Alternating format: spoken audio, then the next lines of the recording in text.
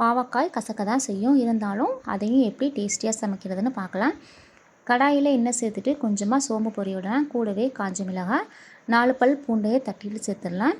கூடவே ஒரு பெரிய வெங்காயத்தை கட் பண்ணிட்டு சேர்த்துடலாம். கொஞ்சமாக கருவேப்பிலை, கொஞ்சமாக உப்பு, இது எல்லாத்தையும் சேர்த்துட்டு நல்லா வதக்கிடலாம். கூடவே ஒரு மீடியம் சைஸ் அளவு தக்காளியை சேர்த்துட்டு நல்லா வதங்கினதும் 250 கிராம் பாவக்காயை இந்த ஷேப்பில் கட் பண்ணிவிட்டு சேர்த்துடலாம். கூடவே கொஞ்சமாக உப்பையும் சேர்த்துட்டு வதக்கிக்கலாம். பாவக்காய் 3/4 பதத்துக்கு வேகட்டும்.